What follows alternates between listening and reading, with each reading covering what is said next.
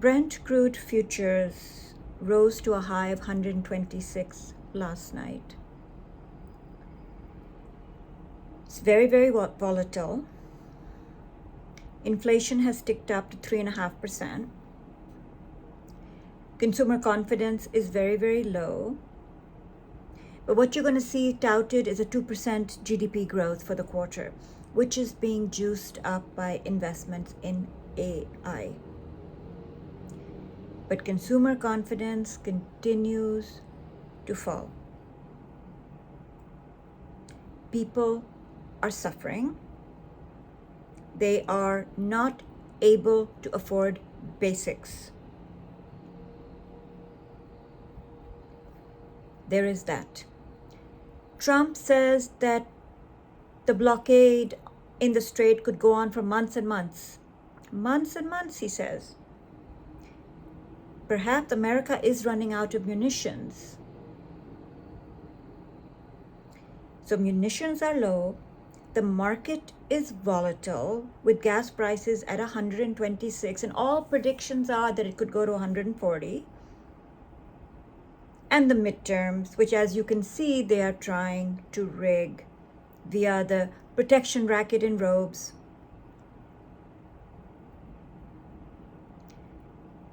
Louisiana's governor says that he's immediately halting the primaries to redraw the maps. Halting the primaries to redraw the maps.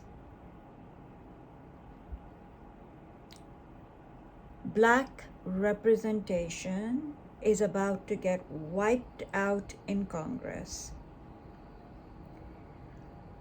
I think besides what's happening on affordability and the fact that America is in a quagmire in the Persian Gulf, Israel is committing piracy on the high seas by arresting people on the Samud flotilla off of Crete. The Israeli Navy is committing piracy, arresting people off the coast of Crete in Greece. It's not an interdiction, it's piracy and hostage taking. So all of that is going on. But I think the most important thing for Americans is what happened in the Supreme Court yesterday. So I thought I would play what we heard on NPR this morning. I think it's important. To me, this is the most important thing right now that we are facing as Americans who thought we lived in a democracy. Election maps across this country. On Wednesday, the court's conservative Republican supermajority made it much harder to apply the Voting Rights Act. Voting rights advocates have long considered the law the crown jewel of the civil rights movement. NPR's Hansi Lo Wang covers voting rights and is with us. Hansi, good morning. Good morning, Steve. Okay, so this is a ruling concerning a specific congressional district, just one in Louisiana. But what is the most important thing to think about as this is applied elsewhere? This ruling reinterprets long-standing protections against racial discrimination and redistricting, and it's going to make it much, much harder to challenge voting maps, not just for Congress, but at all levels of government, with claims that the maps unfairly weaken the collective voting power of racial minorities in places where white majority voters and minority voters of color tend to prefer different candidates.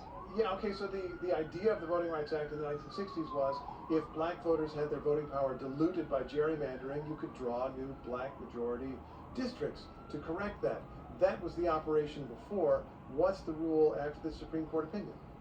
Well, the conservative Justice Samuel Alito wrote the majority opinion for the court, and Alito said the focus of Section 2 of the Voting Rights Act, which is the section at the heart of this Louisiana case, Alito said the focus of it should be intentional racial discrimination. Intentional racial discrimination. That's the change? Yes. Congress amended the Voting Rights Act decades ago to say that Section 2 should focus on any discriminatory effects of a redistricting plan. You know, one legal expert I talked to yesterday was Tiva Ellis at Case Western Reserve University. And Ellis said that proving intentional discrimination, this new standard, is notoriously difficult. We, in essence, are asking plaintiffs now to find a smoking gun, the proof of the racist intent that is sort of objectively and consciously articulated in order to prove their case. The problem with discrimination cases is that most legislators in this context know better than to say that. So in practice, Ativa Ellis and other legal experts say these Section 2 protections may now end up being basically impossible to enforce. So you could have a discriminatory effect, but still struggle to prove that it was a discriminatory intent. Is there an immediate effect ahead of the midterm elections we have this year?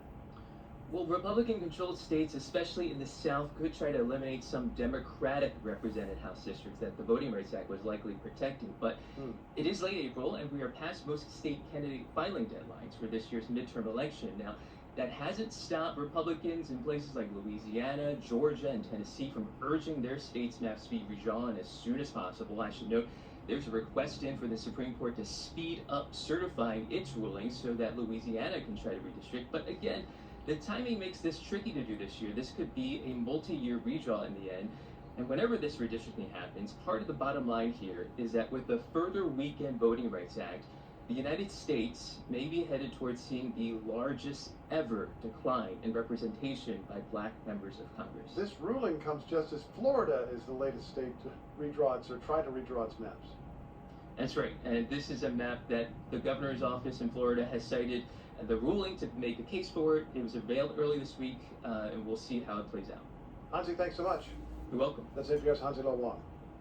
We're going to talk more about the implications. So, this would be the largest decline in black representation in Congress. What is the black representation amongst the Republicans right now? I mean, what is it? This is the horror that we're facing as Americans. Thanks to a Supreme Court that has fully been co-opted by right-wing justices who are now doing everything possible to ignore precedents, work on the basis of shadow dockets with no arguments, almost work completely in tandem with the White House. A wrecking ball is going through America. And very slowly, Democrats are realizing that they need to get a spine and that business as usual and polite procedure is not going to work. So what seems to be the first act? It seems that Janet Mills has dropped out of the Senate race in Maine. She is the governor who was running against Graham Plattner, who has been increasingly showing higher poll numbers and higher chances of beating Susan Collins. So as much as Chuck Schumer and the Democratic leadership tried to destroy his chances, he is absolutely ahead in the game. So much so that Janet Mills has had to drop out. Plattner is a veteran of, I think, the Iraq War, and he is clear that Israel is committing genocide. He is clear that the war in Iran is illegal. He is clear about the complicity of the United States in a lot of these actions. And for that, Chuck Schumer wanted to cut him off at the knees. Well, it seems it hasn't succeeded. So there we have it. That's a clear sign that perhaps the Democrats are starting to wake up to what has been done right under their nose while they were following process and procedure. Just remember, when the Iran war broke out, Democrats were very busy saying, "But you didn't ask our permission." They didn't say this is illegal, this is wrong. They wanted to be able to give permission. It was about process and procedure, not about the illegality. Finally, because of the Democratic base, they have woken up. Just like finally they understand that the genocide in Gaza is the litmus test. And supplying weapons to Israel, defensive and offensive, is a litmus test.